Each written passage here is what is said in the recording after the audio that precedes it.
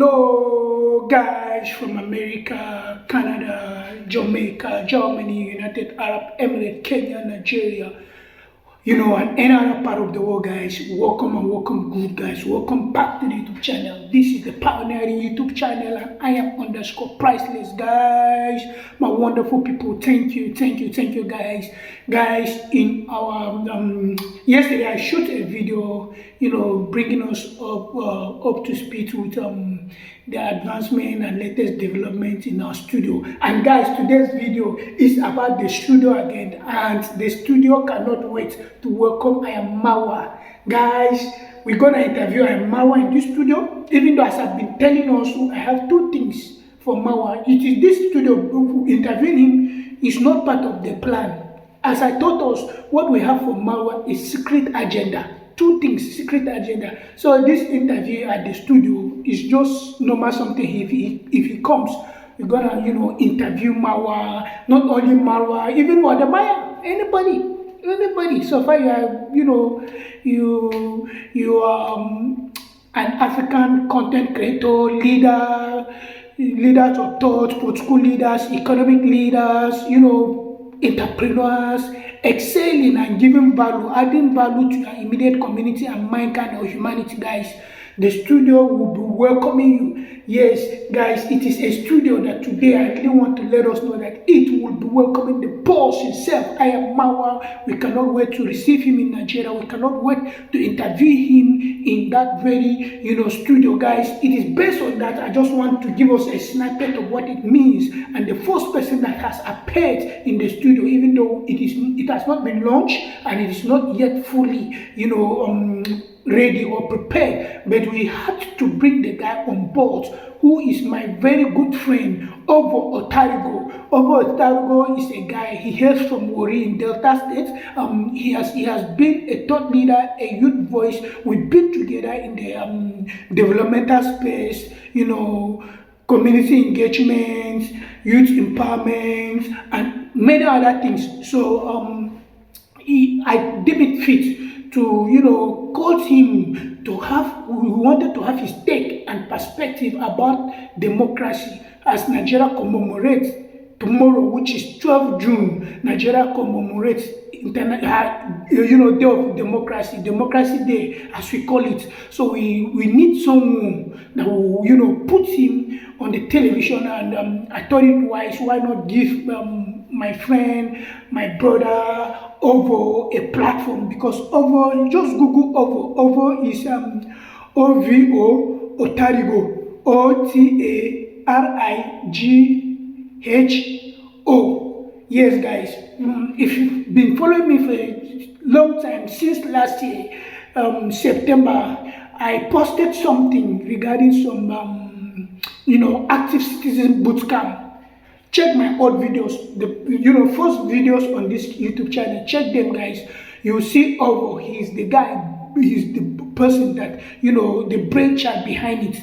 Yes, he's the brainchild behind it. Sponsored by United States mission in Nigeria. That's the government of America in Nigeria. And Ovo has been trained in America. He has visited USA. He has done many things. He's a very good friend, guys. And since Nigeria will be celebrating Democracy Day tomorrow, we thought to bring him. And this studio, anybody that will be interviewing here, you have the opportunity to appear on national television or international television. Yes, the show is on international television, a cable network. Yeah, it is on DSTV and other platforms. So we thought it wise to bring him to have his take on the journey so far when it comes to the uninterrupted 25 years of democracy practice in Nigeria. So we welcome Ovo, guys. It is based on that. I really want to let us know that it was pleasing and an opportunity for us to bring him on board. So he's a nice guy. He's a nice friend, and he shared his perspective with us. So based on that, without much ado, guys, I would love you to have a take listening to what the question we ask overall and his responses and solutions or his takes and perspective about Nigeria's journey on democratic practices and in the past 25 years. So guys, just take a listen, take a chill pill, grab the grabbable, be it soft drink, anything of your choice, watch what this guy has to offer. Yes, wonderful people. Yes, guys. So just watch what he has to say. Just watch what he has to say. My wonderful people, guys. Watch what he has to say. Well, my guest today on Dateline Abuja is Ovo Otharigo. He's the Executive Director, Impact Driven Young Leaders Initiative, and is also a youth ambassador. He's also the chairman, Yali Aru LC Alumni Nigeria, and the chairman, Youth in African Anti-Corruption Network. You're welcome to Dateline Abuja. Thanks for having me today. Okay, so celebrating Democracy Day. Let's talk about the impact of Democracy Day. After all this time, do you think we've reached there yet? Have we gotten to that point of celebration? I think first of all, we must appreciate where we are. It's been 25 years of democracy in Nigeria, and it's natural for us to talk about challenges and all that. But first of all, we must realize that for 25 years, there hasn't been a truncation of or suspension of the constitution, which is the heart of every democracy. So we need to really applaud that. Secondly, for 25 years, when you look at our democracy in retrospect, you know that there has been difference in terms of human rights and freedom. In the military era, you cannot have some of the conversations we're having now. So we are freer than the way we were during the military era. So these are progresses we've made so far as a nation for the past 25 years, and we must acknowledge that and celebrate it today. Yeah, so we kind of done well. What do you Yes, say? we must acknowledge that there has been progress. Not that we're not where we should be, but there has been progress. Yeah. Okay, so let's talk about some of the problems, we face. You just talked about 25 years of maybe changing policies and good constitution. Maybe do you think some of them need to be reviewed? So I think first of all, talking about the problem, Mm. I wouldn't want to join the bandwagon of conversation around Okay, let's call them leadership. issues. Yes, yeah, but yes, Or challenges. yes, yeah, well, one of the challenges we have actually is leadership, and I want to summarize it so I don't have to touch every area. Leadership metamorphose into issues of poverty, injustice in the system, and lack of respect for the rule of law. I have to streamline them into this aspect because we are trying to talk about democracy. Democracy is the government of people, by the people, and for the people, which means that the people are the core of democracy. And democracy responds to the needs of the people. So you see that one major challenge you have is that the leadership haven't quite understood that part of the priorities of our democracy is to solve problems like poverty, hunger, and that's what is captured in the UN Sustainable Development Goals to show how fundamental that is. You cannot tell me that you solve problems in a society where people are still dealing with basic physiological needs, food, water, and shelter. And it is so because people entrusted to serve the needs of the people haven't quite prioritized some of these needs, you know.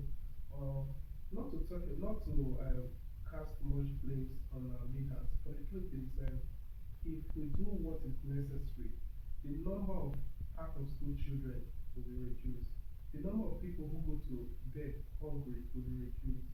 And these are things that can be solved through policies of our leaders. And that's why I mentioned that the key factor in this conversation is leadership. We can move on to the next aspect of injustices in our system. Injustice has brought about many people going through a lot of untold hardship and pain because those who are supposed to make sure that uh, the dividends of democracy, we talked about the freedom and all that is entrenched. some of them are the ones who compromise the process again. So, other aspect is the separation of powers. Now, um, when you look at our democracy, you will see that currently there hasn't been so much respect for the rule of law. There are instances where the court will give a judgment that certain people should be set free, but the executive arm of the government will disobey such court orders. And these are core principles of democracy. You cannot talk about democracy without the separation of powers. You know, executive must not have the almighty power above every. No, they all work independently, Yes. and that's the beauty of democracy. Yeah. You know. Okay, so in other words, do you want to? I know for you to focus on injustice, do you have like an example of what you're talking about, just for clarification? Can you give just one example of Okay. any injustice you've seen? On the aspect of injustice, right? You will see that we have our older generations who have worked for several years, and their what they call pension is due to them, right? In this country, people who have worked for several years and they've retired, they still queue up in long lines and will die on the line without getting what is due to them. It's one of the greatest injustices in the system, and we must fix that. Okay, that's smart. Nice one. Okay, before this will be our last question. We really don't have time. Let's talk about, as a youth ambassador. Let's talk about how successful we've been in youth participation in governance and in politics. You've been an ambassador. So throughout this democracy era, how would you say we've evolved? I would say that our democracy is still growing, and the youth involvement in politics, or the relevance of the youth in our current day political dispensation is still evolving. Certain level of progresses have been made, with no doubt about that. Of course, we talk about the gains of the not young to run, right? And some people may argue that even after the not young to run, how many young people are in governance? The truth is, the law was made not for everybody. Like it does not guarantee that everybody must be in politics. It's Yeah. for those who are interested. As long as the law enables those who are interested to engage in it, there is a success in that aspect. I will must acknowledge that. Currently we have young people who are in the legislatures, and we have young people who have moved from just being SSSSA to having real political positions. These are the conversations that we must continue to have. Let more young people move from being assistants to being the minister. Yes. Let more young people being move from being SSA to being the senator, Yes. to be the House of Rep members. How do you think we can achieve this? Sorry to just. Yeah, we can achieve that by, we'll come back to the principle of democracy again, which has to do with the people. Many young people should be involved in aspects of governance. Yeah. When we looked at the 2020 and 2023 election, a lot of people complained about the election. But each time I engage with people, I say this, right? How much are you interested in this democracy? Which of the political party have you enrolled with? Not all of us are in any political parties, and not everybody will be. We must acknowledge that. But for us to really change the narrative and to get more young people in that space, it means that many young people will have to be registered members of these political parties, because these registered members are those who eventually become delegates, and these are the people who would determine the people that will be selected or representing the party. To represent the party in the elections. And remember, election is one of the key foundation of democracy again, because it is the selection process that provide the leadership in the country. Well, thank you so much. We may need to take this topic separately because there's so much. Youth participation not only in politics I act, but in governance. But because of time, we'll just wrap it up for today. Many thanks for joining us. Thank you so much for having me. I've been talking to Mr. Ovo Otharigo, the Executive Director, Impact Driven Young Leadership Initiative here in Abuja. The program is Dateline Abuja. Stay tuned. I'll be right back.